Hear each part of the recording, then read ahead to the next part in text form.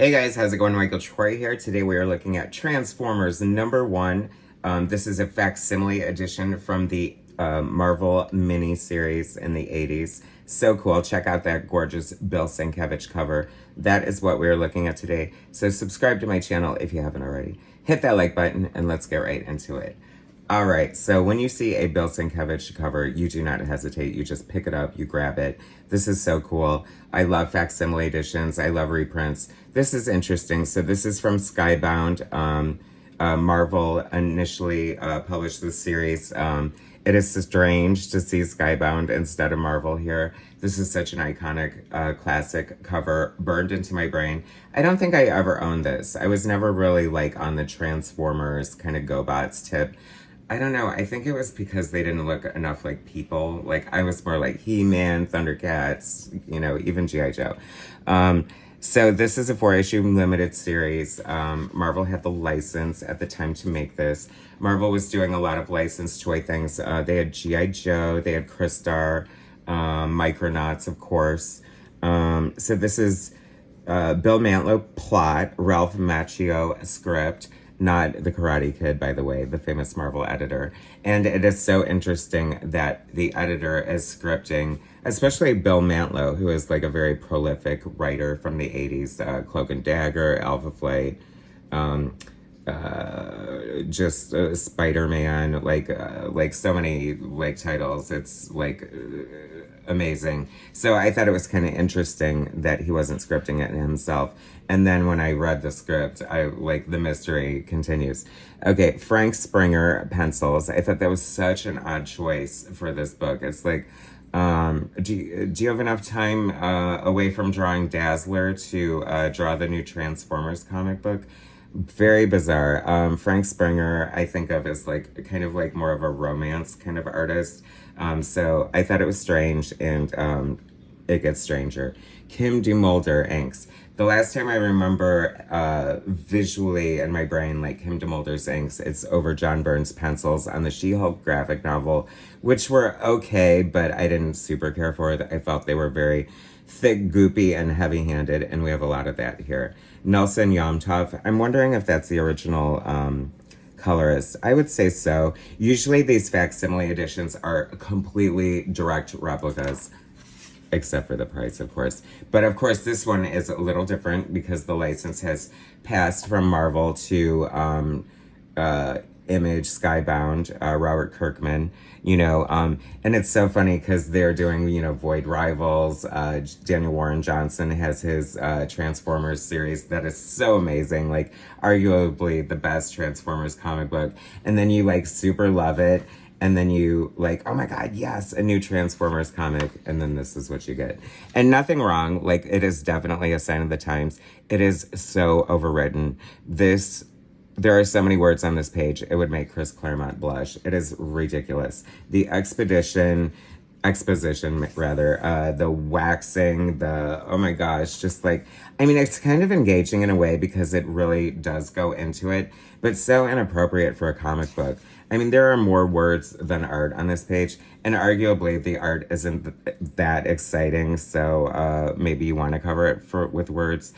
I would love to know the story behind this. Notoriously, or maybe not so well known, Jim Shooter was doing, Marvel very much struggled during Jim Shooter's time. They almost went bankrupt at some point. I feel like they did go bankrupt at some point, maybe after Jim Shooter, and they weren't quite the powerhouse that they are today. They were constantly like taking crazy licenses, because they paid well, and those helped pay the bills, keep the lights on, if you will. So they took a lot of crazy licenses. This isn't so crazy. The property lends itself very well to a comic book. As you can see, there's like no big shots of robots. Like, it's very boring. Like, this page particularly stands out as like I literally wanted to jump out the window sitting next to me. We have all this like exposition, all this da da da da da da da da da, and then we even have like a close up of a steering wheel and a boombox. I'm just like, are you serious? Like, this is so crazy. And these are all kind of like professional people working on this. See what I mean about the inks? It's like they're so thick, goopy, and muddy. Like, it's ridiculous.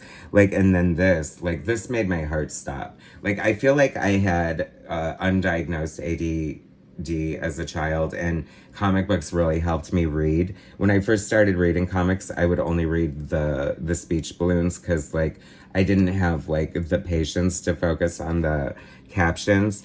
And I am so glad I didn't pick up this. This would have given me a nervous breakdown. I would have felt so intimidated. This, oh my gosh, if you watch my channel, you know I love a double page spread. And I almost cried when I saw this one. First of all, look at these little actual size GoBots. Like, is this like the size of a Matchbox car? So unexciting. Optimus Prime, is that you? Like, you're really gonna, I don't know, take over the earth or whatever. Yeah, I don't know.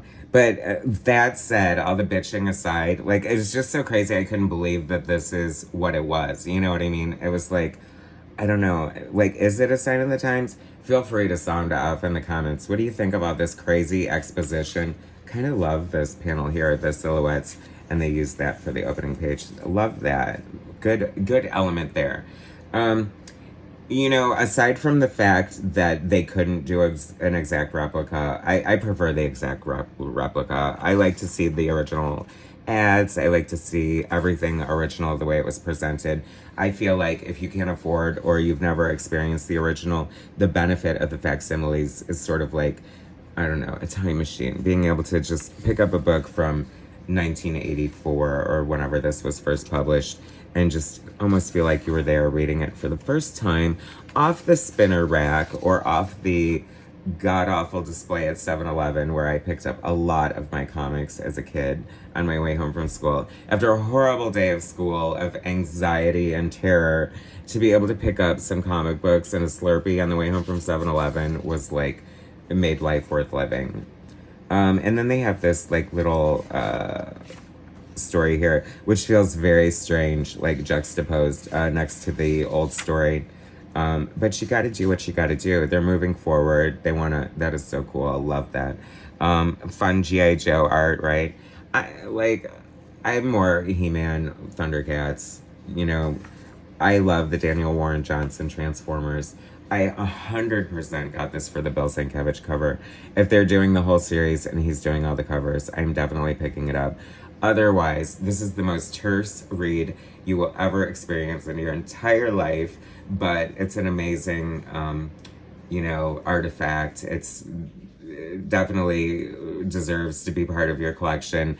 I do recommend it. I love this cover. I forgot to point out that one of the things that struck me about this cover, this time around, that after years of like knowing what it looked like and having it live in my brain, I feel like it kind of looks like the movie poster art for Apocalypse Now. Am I wrong? Like, am I crazy? Which wouldn't be too crazy because a lot of like those artists who did movie posters and things like that, like whatever, Drews Druzin, maybe, who's the one I'm thinking of? Peck or Beck or whatever. Anyway, thanks for watching, guys. Subscribe to my channel if you haven't already. Read this comic if you dare. And subscribe, hit like, share, blah, blah, blah. I'll bring you more later. Thanks for watching, guys.